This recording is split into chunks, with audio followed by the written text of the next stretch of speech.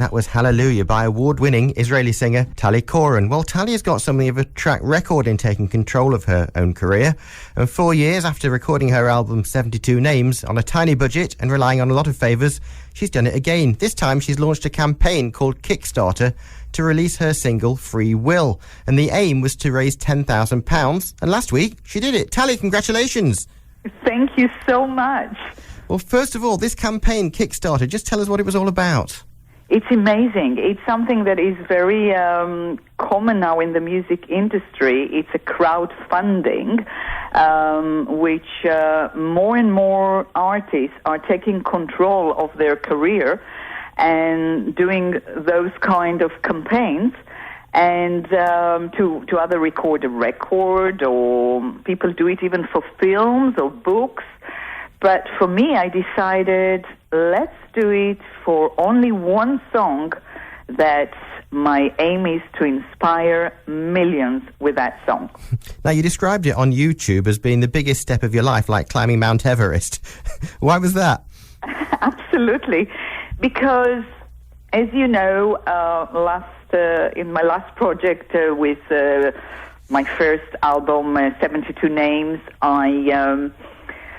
I decided to go and make it, although people told me in the music industry that there is no way that Jewish, Israeli, over 40 can make it. So I managed to do it, to get to the Radio 2 playlist, to get an award, to be played by a lot of people.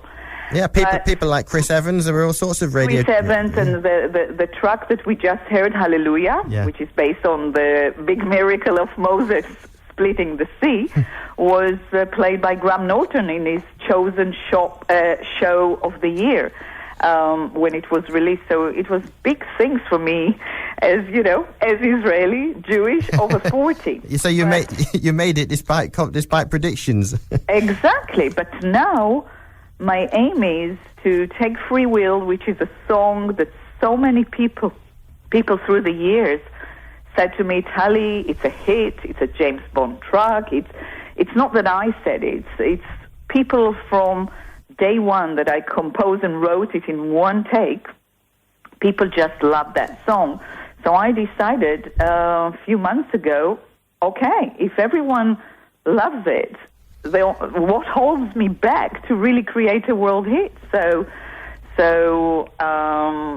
the reason it was the Kickstarter campaign was the first mountain, because to learn to ask from people for money, you can imagine, it's not an easy thing. I'm sure. So you achieved the target last week. How did it feel? It feels amazing. It feels amazing. I'm always going to say there is life before Kickstarter and after Kickstarter, because it's made me to be very focused. It was an amazing feeling to get support from people. It's just fantastic. And with that 10,000, I have now the freedom to make the best version of the song, a video that will be hopefully something that the world will speak about, and get to the charts, because it's one song that can really change everything.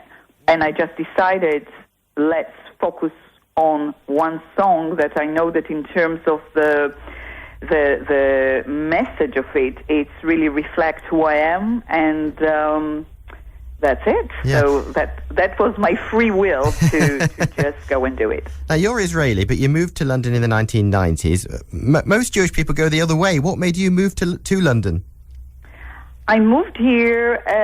There is a lot Israeli come here, especially because of the music. It's one of the best places in the world in terms of music. And I came here with just one demo, and was discovered by a record company in my first week, and I almost was a Cinderella, but it didn't happen, and in a way, I'm happy that it didn't, because, it gave me much more time to to get to the depths of who I am as an artist, what's the message that I want to bring.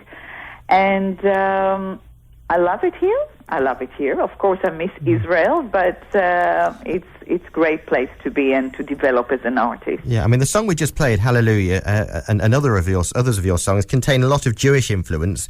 Is that subconscious, do you think, or is it a deliberate strategy, if you like? It's not subconscious, because I finished a degree in Jewish studies in a very famous college called Leo Beck, yes. Yeah, I've been there for 6 years, study with all the rabbis that, rabbis of the liberal and the reform movement. I did only BA, but sitting in the class, studying the Bible, the philosophy, the biggest philosophers, but especially the Bible, gave a lot of inspiration to my music. And the song that we just heard, I actually composed Exodus 14 word by word in Hebrew, El Hayam. But of course, the radio here, the PR, and the people that work with me said it's beautiful, but you have to do it in English. So it turned to be Hallelujah.